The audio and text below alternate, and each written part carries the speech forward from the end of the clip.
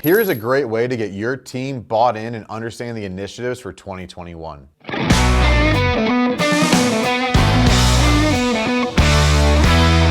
I'm Mike Claudio, owner of WinRate Consulting and host of the Big Stud Sales Podcast. Also, the chairman of A Champion's Shoes. It's a nonprofit I started to provide shoes to underprivileged children in elementary and middle school. So if you want to learn more about that, check the notes before, click the link, and get involved. I'd love to have you be a part of that mission with me in making waves for kids that need shoes.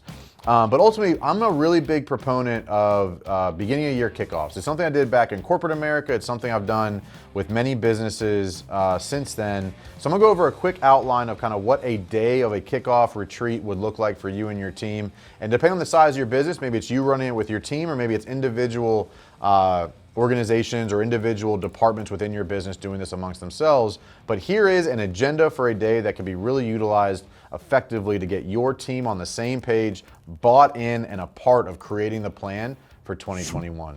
So one of the first most important things is going over the mission, vision, and core values. If you don't have that built out already, it's a great time to do that. Get the team's buy-in on what they believe the mission, the vision, and the core values for your business are. I'm gonna use 2021 as here's things I created when I started the business. Team, do you believe this is still accurate, or there's some changes we need to make? You just wanna get those things ironed out because it's super important that everybody on your team is on the same page. The second thing I'm gonna do is a SWOT report. What are our strengths? What are our weaknesses? What are our opportunities? And what are our threats? I talked about in a previous video. If you don't understand what a SWOT report is, just Google SWOT, SWOT report. There'll be a lot of documents and content out there on questions you can ask for each individual section of that. But it's everybody kind of just open up and be objective about who we are, what are our strengths, weaknesses, opportunities, and threats, so that we can strategize around those things. Once the SWOT's done, I like to do a recap of the year. So what were the results?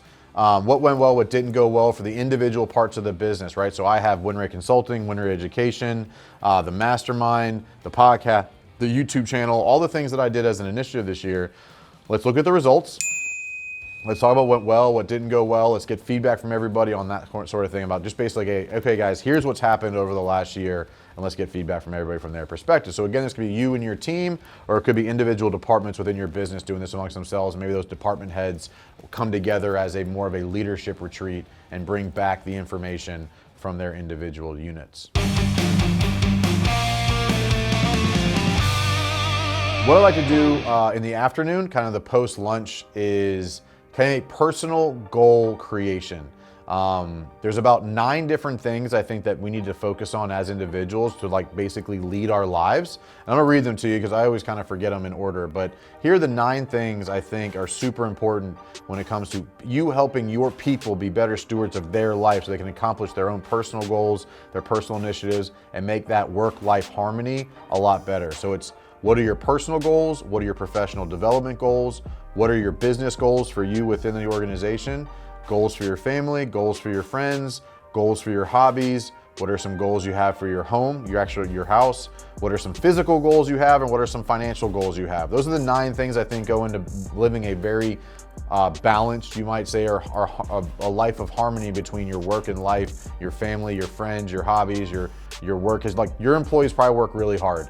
But it's important for you to invest in them to understand what their personal situation is, their personal goals are, so that you can help guide them and educate them and point them in the direction so that they can be successful. I will tell you, good employees will stay with a business who invests in them beyond the monetary value.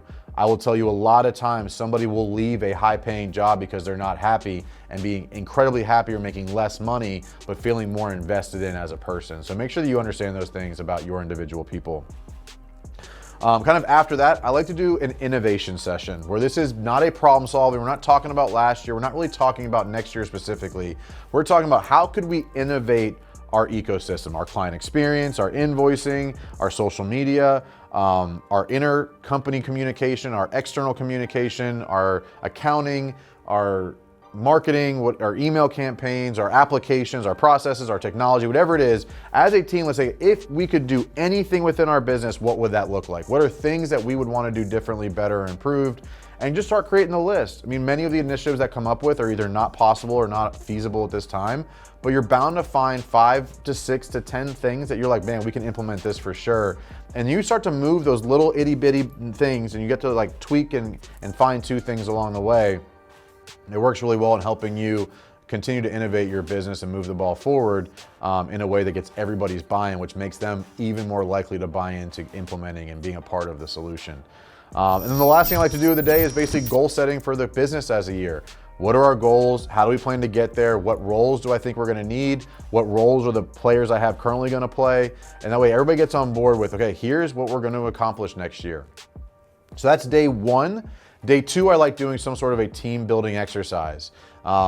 Just basically getting people outside the office, outside their world, just basically humans being humans together. Obviously with everything going on with COVID, it may be a little more difficult to pull that off next year, but find a way to do something team building with all of your employees that gets them just everybody cohesive, super excited about the plans and the goals set the day before. And now we get to just build camaraderie, build that rapport, build that interpersonal communication amongst the people, because all it takes is 2 people in your business to build a relationship for a lot of problems to work themselves out, because there's a new line of communication within your organization. So don't forget to do that. It might be time consuming, it might be a little expensive. I'll be honest, I'm gonna spend probably $7,000 to $10,000 on my business retreat this year, but I'll tell you it's worth every penny to make sure I have everybody on board with what the goals are for the year.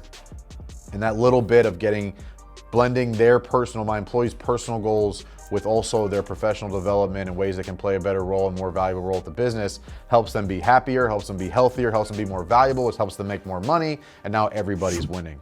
So this is a great way to do a kind of a kickoff meeting for the year, a kickoff for the goals and initiatives, and find ways to innovate your business, and especially getting everybody's buy-in on the mission, vision, core values, initiatives, goals, and activities necessary. Now you know you have a team that's bought in to what you're trying to accomplish, not just for your market, but for your business, for your employees, for your clients, for everything within your ecosystem. So doing this will allow you to win fast and win more often.